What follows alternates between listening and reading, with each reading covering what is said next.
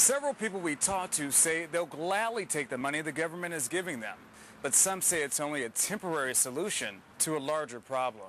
In a few days, a new law goes into effect in California. So what does that mean to you? Well, you can't do this while driving in your car.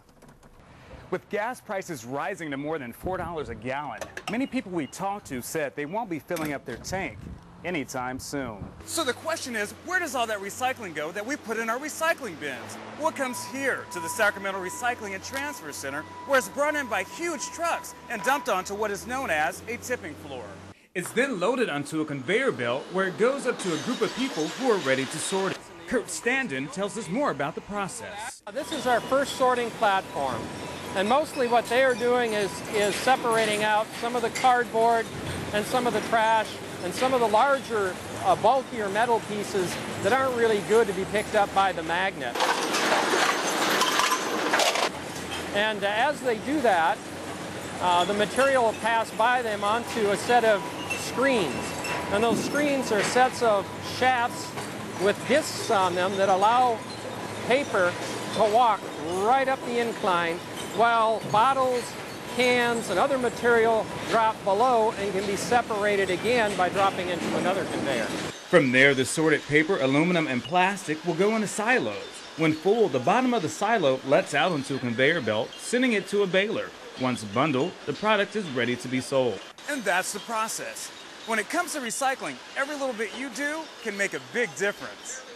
Officer Jose Antonio Diaz was trying to pull over what he thought to be a drunk driver. Sunday night, with guns in hand, SWAT teams from Yolo County and across Northern California are looking for this man, Marco Tapetti.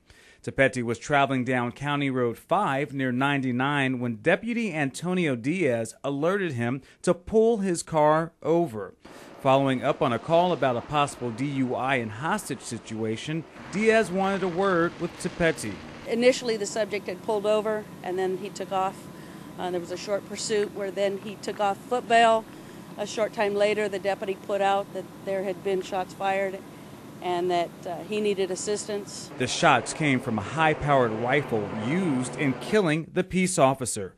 This only made the Yolo County Sheriff's Department want to intensify their efforts. At this time, we have a number of tactical teams from Sacramento, Citrus Heights, CHP, Yolo County, Davis, Woodland, all assisting. They're doing a systematic search of the area. They're checking every area that a subject could hide. Continuing their search through the wee hours of the night into the morning, the tactical teams left no stone unturned. 8 o'clock in the morning, police were still on the case when one of the deputies noticed something rustling in the bushes. They found who they were looking for. It's come to a positive end, we think, at this point. We do have the individual in custody. Currently, Tapetti is being held in jail for questioning, but it looks like he's going to be in there for a very long time. I'm Michael Quick, CBS 13 News. This video on YouTube shows just how serious the gang and gun problem is in Sacramento. This young man is flaunting his high-powered automatic weapon he keeps for protection in the South area. And within the same video called Sacktown Dangerous Ground, he pulls out a long-barreled handgun and brags about how many people he can kill with his weapons.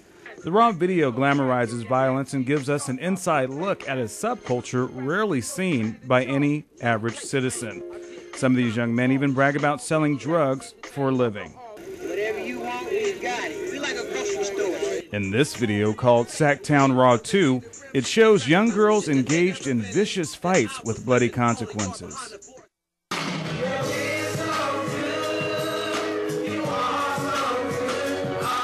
At Calvary Christian Center in the middle of what's considered the hood, Del Paso Heights, they're holding a youth conference to talk about stemming the tide of violence, gangs, and drugs. You know, gangs just, I know they just wipe people out. They don't do nothing good for nobody. They're carrying the message through what these young people can identify with, rap music with a positive message. And a lot of this things that's going on, because a lot of this is just over a color or over a street, so I really don't think it's too good for a lot of our black peers to kill each other over colors and streets. Spearheaded by Pastor Philip Godot, he wants this conference to be more than about music.